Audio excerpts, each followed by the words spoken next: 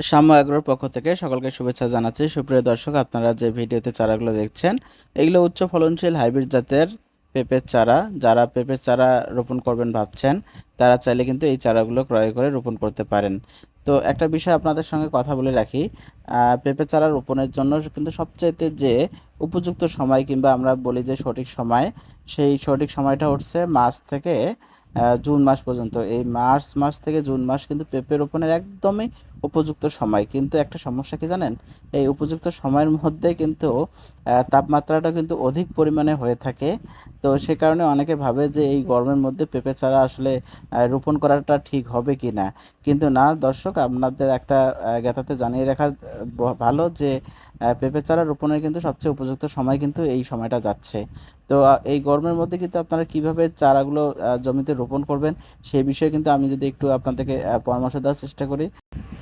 পরামর্শের ক্ষেত্রে আমি বলবো যে আপনাদের জায়গা ভেদে, স্থান ভেদে বিভিন্ন রকম জায়গায় তাপমাত্রা এক এক রকম। সেটি 40 ডিগ্রি সেলসিয়াস তাপমাত্রা পর্যন্ত হয়ে থাকে।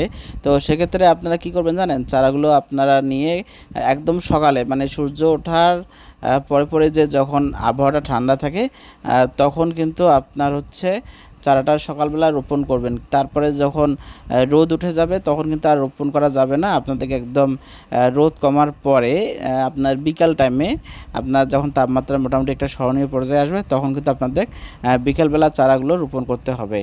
এবং মাঝামাঝি সময় কোনোভাবেই কিন্তু আপনাদের রোপণ করা যাবে না। এবং আপনারা যখন চারা ক্রয় করবেন তখন সেক্ষেত্রে আপনাদেরকে বুঝে শুনে নিতে হবে যে তাপমাত্রা সহনীয় কোন জাতগুলো, যে জাতগুলো তাপমাত্রা সহনীয় জাত, সেই জাতগুলো কিন্তু আপনাদেরকে সিলেক্ট করে নিতে হবে। আর চারাগুলো সেক্ষেত্রে আপনাদেরকে নিতে হবে 25 থেকে 30 সেন্টিমিটার লম্বা কিংবা এর চেয়ে তো একটু বেশি, কারণ ছোটো চারা নিলে সমস্যা হবে কোনটা, তখন কিন্তু ওই চারাগুলো অল্প রোদের মধ্যে অথবা অল্প গরমের মধ্যেই কিন্তু নষ্ট হয়ে যাবে।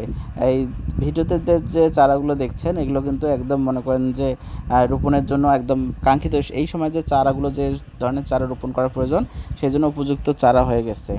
আর চারার পাতা কিন্তু আপনার 4 থেকে 6টি পাতা কিন্তু নির্বাচন করে নিতে হবে। যে পাতাগুলো 4 থেকে 6 পাতা হয়েছে সেই পাতাগুলো যুক্ত যে চারাগুলো, সেই চারাগুলো আপনারা কিন্তু সিলেক্ট করবেন। আর জমির ক্ষেত্রে যদি আমি বলি, সেটা হচ্ছে রোদোজ্জ্বল, রোদ ঝল্লা যেটা আছে, উঁচু ও ভালো নিষ্কাশনযুক্ত যে জমি সেটা বেছে নেবেন।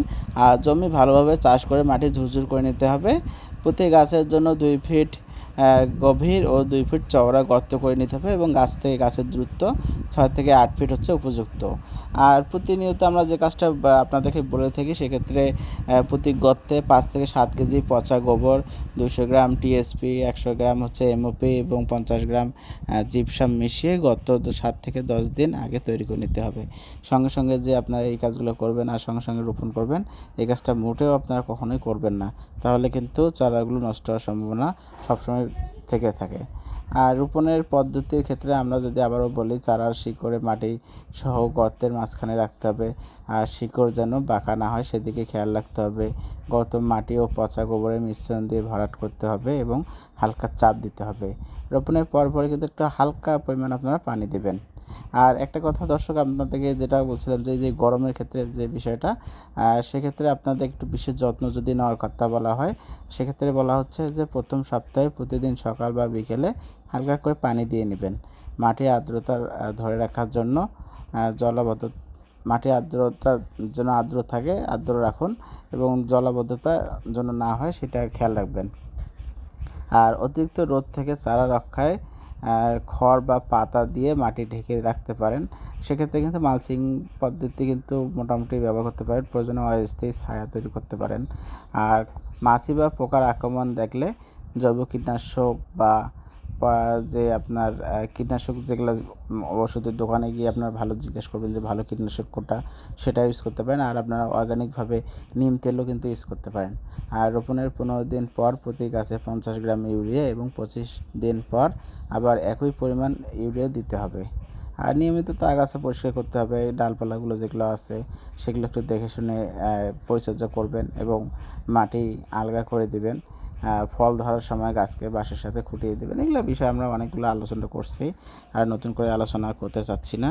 তো সুপ্রিয় দর্শক, আপনারা যারা পেঁপে চারা সংগ্রহ করবেন ভাবছেন, তারা কিন্তু এই সময় চারাগুলো সংগ্রহ করে জমিতে রোপণ করতে পারেন। এই গরমে যে চারা রোপণ করলে যে খুব একটা বেশি ক্ষতি হবে তা না। আপনারা যদি নিয়ম মেনে চারা রোপণ করেন এবং সঠিক যত্নগুলো নেন, তাহলে যে কোনো সময় কিন্তু আপনারা রোপণ করতে পারবেন। তো স্ক্রিনে দেওয়ার নাম্বার রয়েছে, এই নাম্বারে কল করে আরও বিস্তারিতভাবে আমাদের কাছ থেকে জানতে পারেন এবং আপনাদের যাদের চারার প্রয়োজন রয়েছে সারা বাংলাদেশ ঘরে বসে আপনারা কুরিয়ারে কিংবা বাদযোগে চারা নিতে পারেন। আমরা চাই যে বাদযোগেই নেন, কারণ বাদযোগে চারাগুলো দিনেই চলে যায়, আর কুরিয়ারে গেলে আপনার সময় লাগে। তো সেক্ষেত্রে বাদযোগে সারা বাংলাদেশে তো কম বেশি সব জায়গায় বাস চলাচল করে, বাংলাদেশের যে কোনো প্রান্ত থেকে কিন্তু আপনার বাদযোগে চারাগুলো নিতে পারেন। তো দেখা হবে অন্য কোনো ভিডিওতে। সে অবধি ভালো থাকবেন, সুস্থ থাকবেন।